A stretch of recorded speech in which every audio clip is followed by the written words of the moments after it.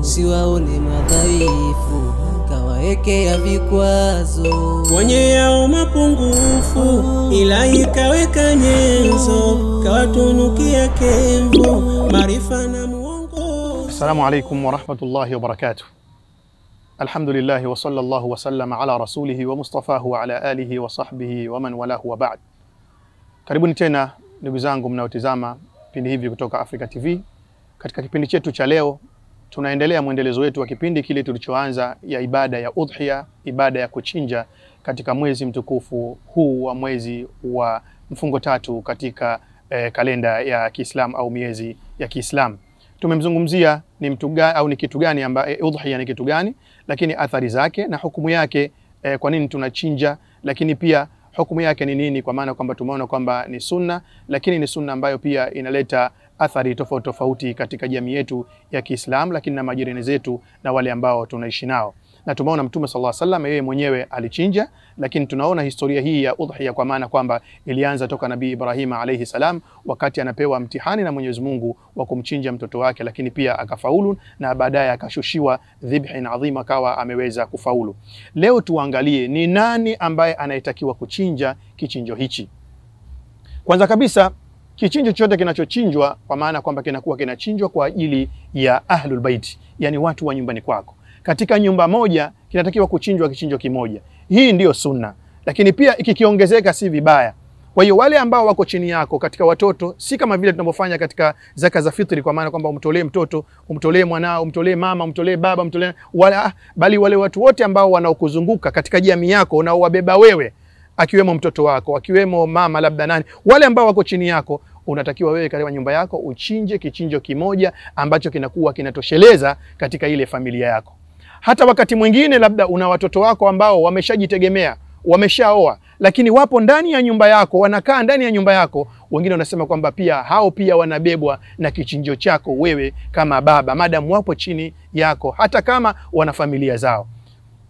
Kwa hiyo anayetakiwa kwanza kuchinja pamoja na wajibu huu, kwa maana kwamba msimamizi wa familia, lakini ana masharti yake. Kwanza kabisa anatakiwa awe na uwezo.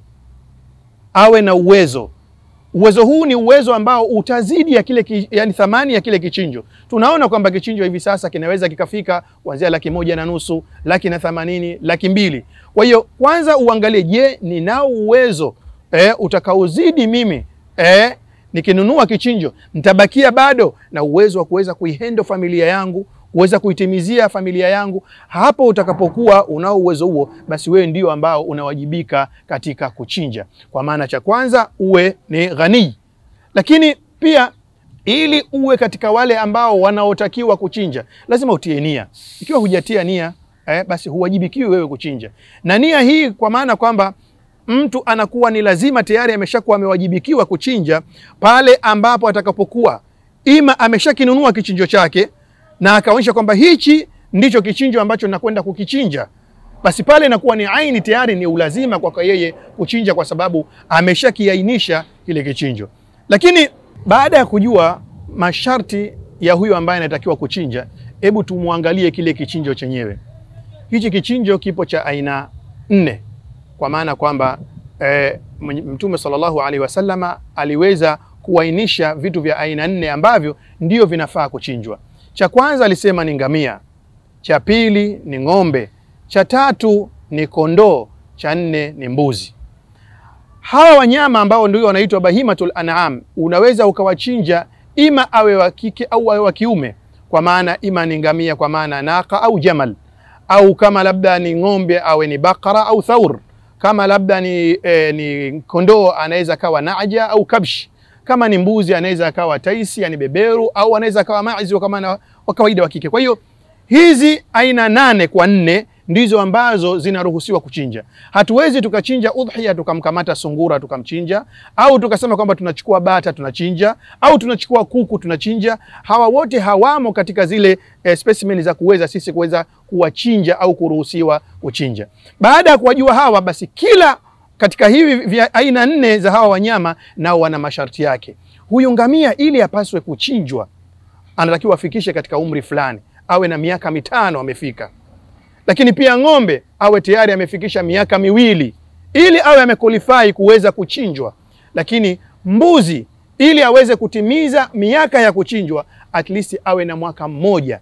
Lakini pia kuna huyu aina ya 4 ambaye ni kondoo, ili aweze kuruhusiwa kuchinjwa, awe tayari kuchinjwa kama kichinjo, awe tayari ana miezi 6 na kuendelea.